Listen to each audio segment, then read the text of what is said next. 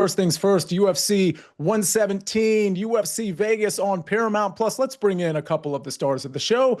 Danny Brasco and Hayden Iverson. We've got a great fight night set up, gentlemen, for tomorrow night. Let's talk about some of the storylines. We've got the main event, if you will, the main card, Arnold Allen, Melky Costa. Danny Brasco, what's the storyline you're looking forward to there?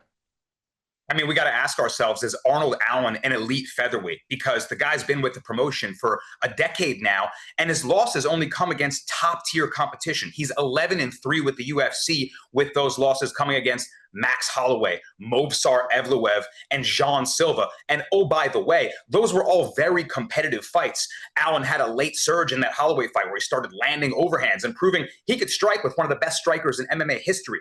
Jean Silva shot 4 takedowns on him because Allen was making him uncomfortable in a very close fight. So Allen here proving that maybe he's going to give the veterans test or get surpassed by Melky Costa, a guy on a 6-fight win streak that's surging. If he can fend him off, Allen will prove that he is an elite featherweight and only loses to the top tier. I'm excited to see what he can bring in this important crossroads fight, Sia. Hayden, Melky Costa, certainly that 6 wins is true, but it's in a short amount of time as well, right?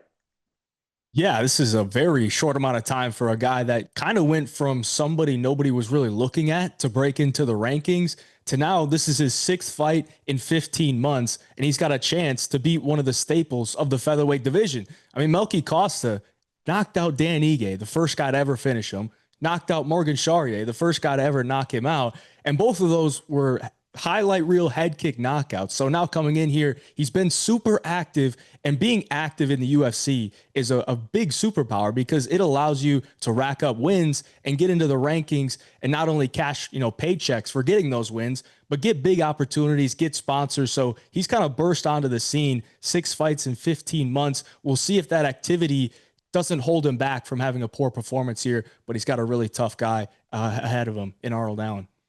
Yeah, a really tough guy indeed in Arnold Allen, minus 125 to win over at BetMGM. Let's go to the co-main, and Hayden, I'll start with you. We got Choi versus Santos here. Santos, a much bigger favorite, not a huge favorite, but a bigger favorite than Arnold Allen is over Costa. What's the storyline here? I think we got to talk about Doo-Ho Choi. He went from the Korean Superboy to now he's the Korean Superman because he's 35. This guy has not really been the most active. He went on a losing streak, and then he took his mandatory Korean military service for a couple of years and then came back. And when he came back, he looked like a good version, but he still, again, is not really putting it together as far as getting multiple fights in per year. He had a couple fights in 2024, knockout victories, but then we didn't see him in 2025. So this is his first fight in well over a year. And he's 35. It's kind of go time for him. He's a plus 145 dog here. And I think if he picks up a win here against Daniel Santos, who's on a nice winning streak, then he can really start to talk about fighting in the rankings because we've known this guy is super talented for a very long time. It's just about getting him in the cage and getting him the matchups so that he can look how good we think he is. Danny Brasco, you're looking at this fight as potentially the fight of the night. There is a 0% chance that this isn't fireworks, Sia, because Doo-Ho Choi and Daniel Willie Cat Santos are willing brawlers. They are no stranger to a firefight.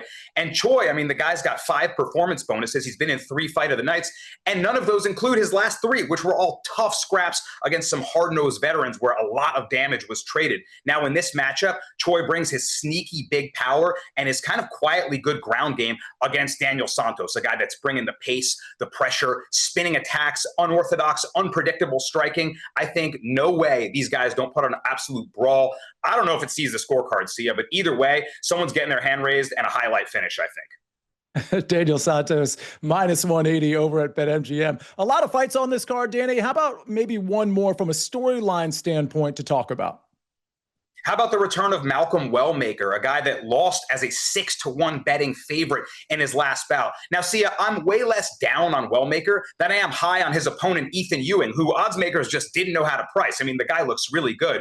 So I want to hold off the Wellmaker fraud check speak because I think that's unfair. Looking at this matchup, though, he's got a lot to prove. I mean, Wellmaker has big power in his check hooks. That right hook is nasty, and it landed him 3 straight knockout victories. But now he's going to have to prove his full all-around MMA game. Can he put it together for 3 rounds against a tough opponent in Juan Diaz that may not just go away to a right hook? Wellmaker's looking to prove the doubters wrong, and he's got a big spot to do it here, Sia. And Hayden, you think this is a must-win for Wellmaker? And to his credit, he is a pretty big favorite in this one. Yeah, he's a big favorite, and that's kind of why it's a must win, because if he can't beat Juan Diaz, he's 31 years of age and he's going to be 32 in June. So he's not really like this young prospect who's 25 and has room to grow. He's kind of got to go now. And he's talked about this himself, where he went through a lot of period of time where he wasn't making any money. You know, outside of the UFC, you're not really making any money.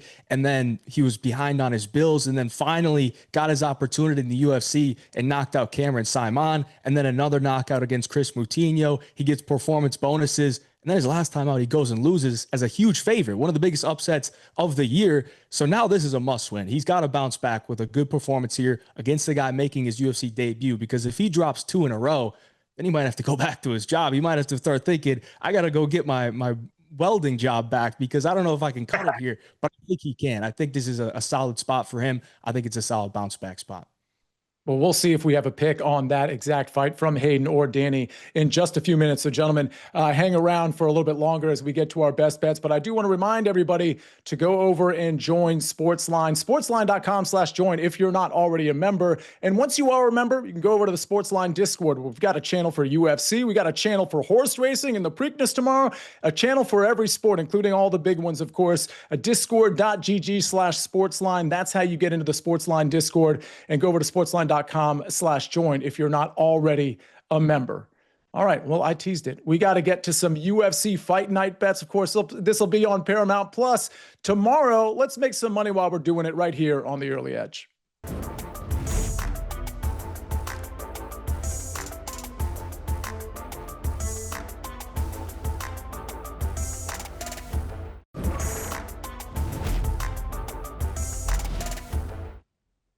How about some UFC Fight Night best bets with Danny Brasco, Hayden Iverson? Let's start with the prelims, and let's start with Danny Brasco. Danny, your favorite prelim bet?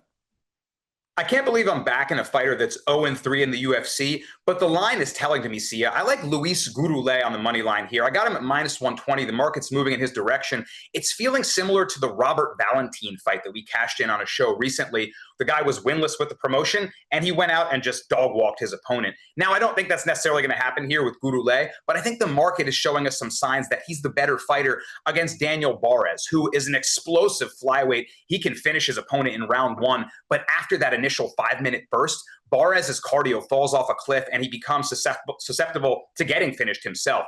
That's why I favor Gouroulet. He has toughness. He has well-rounded skills. Although he hasn't quite been able to put them all together, I just think he's faced tougher opponents than Barres. So if he sustains that initial onslaught and is able to keep his toughness, to keep his poise, I think in rounds 2 and 3, Gouroulet starts to take over and keeps his UFC job in an important fight for him. All right, we've got a money line play there. Hayden, we're looking for a round over in your prelim bet. Yeah, we're going to go to a total and see if we can make it past the 7.5 minute mark. We're going to go over 1.5 rounds in the Tommy Gant versus Minev fight at -175. I think it should be closer to -200. Tommy Gant, actually both guys are making their UFC debut, but Tommy Gant caught a round 1 sub on the Contender Series last year, and I think that's probably why we're getting a little bit of a discount here. But Gant is a guy that is a really solid wrestler, and he kind of has a style similar to Merab and Anthony Fluffy Hernandez, where he's going to try to take you down, keep you in the clinch, beat you up, and then take you down again, where he's not really looking to take you down and submit you quickly. He's going to try to break you down as the fight goes on. And Minev's a really solid fighter. He's 22 years of age. I think he should be able to make it past that 7.5 minute mark. If there is an early finish, I think we just tip our cap and say, okay, you know, we lose that one and we move on. But I think there's enough value here at -175 to get it down on the board. All right. Well, speaking of moving on, we are going to move on to the main event and our best bets. But before we do that, let's find some plays with a plus in front of them. Hayden, I'm going to start with you. How about a couple of underdogs you like for UFC 117 Vegas? Yeah, my first one I absolutely love. Catlin Vieira coming in at +145. I expected her to be a favorite here, and I really think the only reason she's not is because in her last fight against Norma Dumont, she lost a split decision, but myself and many others thought that she should have gotten the nod. She's been fighting at a much higher level here, and she's facing a girl in Jacqueline Cavalcanti who's 5-0 in the UFC, but at a much, much lower level of competition. And she's looked good, and she's a solid fighter, solid striker overall. but she hasn't really separated herself on the feet in those fights that I would like to see to make her a favorite here. I think Ketlen Vieira can handle herself on the feet. I think the striking should be competitive, but what I want from Ketlen Vieira is that grappling upside. So if you give me the grappling upside and a competitive striking match, I think she should be a slight favorite here. So I like her at plus 145. And then I also like Timmy Kwamba at plus 140. He's going up against Bernardo Sopai. Sopai is a really solid fighter, and so is Timmy Kwamba. But these guys are at similar points in their career. But Kwamba is going to have a big size advantage, big reach advantage, and he's been much more active. So I just think there's a lot more to like on the Kwamba side. He's improving his game overall. I don't think Sopai is going to get his wrestling going to a point where he's going to dominate it. So I like the plus money there on probably a 50-50 fight. Danny, I know you agree on Kwamba, so we're going to get to that in a second. You're going to touch on that, maybe add to that analysis. But during the break, we did talk about Veretennikov, and I couldn't help but notice that you liked him on the money line, which you're going to talk about in a second, but I couldn't help but notice an eyebrow raise from Hayden Iverson. So you don't only have to convince everybody out there watching, you might have to convince Hayden as well. Well, look, Sia, it's really on the principle of fading his opponent, Chaos Williams. Nikolai Veretennikov is a solid fighter, but I don't think he should be the underdog here because Williams, I think, gets most of his respect in the betting market from his name and his power threat. Yes, he has that one-hitter-quitter ability, but when he's not knocking his opponents out, he's struggled. He's 6-4 in his MMA career when the fight goes to decision, and in his last fight, I backed his opponent as a plus 180 dog, and he handled every moment of that fight. Williams took a lot of damage. The glaring hole in Veretennikov's game is his ground defense. If you can take him down, you can beat him up, you can keep him there. He really has a lot to work on his defensive grappling. But that's not something that's in Chaos Williams' bag. He's not going to his wrestling. He's landed 0 takedowns in the UFC. So if this is a fight on the feet and you're giving me plus odds for a solid boxer in Veretennikov, who also throws nice short elbows and knees on the inside, I like it. I don't think that Williams finds that big knockout shot. And I like the volume. I like maybe Veretennikov to land the more meaningful punches and win a pretty competitive fight. Give me Veretennikov as an underdog here, Sia. And I very much agree with Hayden's Timmy Kwamba pick. Kwamba is fighting in his 3rd weight class in just 5 UFC fights. So, hey, maybe you could say he's still looking for the appropriate weight. But like Hayden mentioned, I think he's going to have a big physicality advantage. He fought his last bout at 155 pounds. This is down at bantamweight at 135. Kwamba has really fast hands. His speed is usually an advantage. That may not be the case against an explosive and athletic guy like Bernardo Sopai, who's also very skilled in every area. But I do like Kwamba to maybe mix in that grappling and show the physicality edge and the clinching on the ground. And for that reason, I like him as a plus 140 dog. All right. Well, you guys also agree on your best main event pick. Of course, that's Costa and Allen. Danny Brasco, is it Arnold Allen minus 125? I got to go with Arnold Allen. The line movement against him, I feel, is kind of disrespectful. You see a guy surging on a 6-fight win streak. He's the underdog. I don't blame people for betting Melky Costa. The thunderous head kicks. I mean, the guy's knocking out people who have never been knocked out. But Arnold Allen is as durable as they come. And this is a big step up for Melky Costa. Something that I heard from Costa's camp in rewatching his last loss against Steve Garcia that was said by John Gooden on the commentary is that Costa's not used to the southpaw-southpaw matchup. Garcia, the last lefty he faced, knocked him out, and he just looked uncomfortable on the feet. Costa was grappling really early and looking to get hooks in, set up submissions, but was unable to do so and got knocked out in the 2nd round. Allen's faced high-level competition, as we mentioned before, and this is in the small cage in the apex. When they fight in Vegas, there's less room to run around. I think Costa's going to be uncomfortable because he likes to kick at range. The boxing advantage has got to go to Allen. And if Costa doesn't have space to kick or he's unable to grapple, Allen's going to bring that southpaw striking right into his face. He's gotten into some crazy exchanges before. I know he can take one to give one. I can't say the same thing about Melky. I think Allen could land some big punches and compromise Costa. I'm definitely taking him in this spot to give him a little level check, Sia. Hayden, are we co-signing this? Absolutely. I think this bet is all about stylistics, and Danny laid it out, the southpaw and southpaw stance. Melky Costa has only really beaten orthodox strikers, and the only time he took on a southpaw striker was Steve Garcia, and Steve Garcia knocked him out. Now, that's not the only reason, why I'm going to be taking this bet, but stylistically, I mean, Costa loves to hide behind his kicks, and as you can see on the screen, I mean, Arnold Allen is a great boxer, and he's going to put the pressure on you, and he's got some decent pop in his shots as well, and he's extremely durable. That's what he needs to bring to this, because if Costa does land a nice head kick, I mean, he could put anyone out, but I think Arnold Allen can take it. But the real thing is, those head kicks aren't going to be available with that southpaw stance. He's going to have to go to the low kick, and I think that's more easily counterable for Arnold Allen. So it's all about stylistics here. I think Arnold Allen in the small cage can get the pressure going. He's got the 5-round experience, and I expect him to take over as the fight goes on. Does feel like a good spot for Arnold Allen to bounce back. Let's talk about our best bets on the entire card. Hayden Iverson, what you talked about with Arnold Allen, you and Danny, it seemed pretty compelling. I'm going to ask you for 2 best bets. Is Arnold Allen one of them? And if so, what's the other one? Yeah, I like Arnold Allen as one of my best bets. I mean, I was really shocked to see the line coming down. He opened up this week around like a -170, and now he's down to a -125. So maybe I'm going to wait and see if we can get plus money on Arnold Allen, because I really love that spot. And then my other one is going to be plus money on Ketlen Vieira. As I said, I think she should be a favorite here. It just doesn't make sense to me. I think the worst case scenario in this fight is she loses a close 29-28 striking fight, but she has all the upside in the fight to run away with it with her grappling. Cavalcante's grappling really has not been tested in the UFC by anyone on the level of Ketlen Vieira, or anyone really close to that. And she can take down, the likes of Norma Dumont. She's been in there with Kayla Harrison. She's fought Misha Tate. She's fought Holly Holm.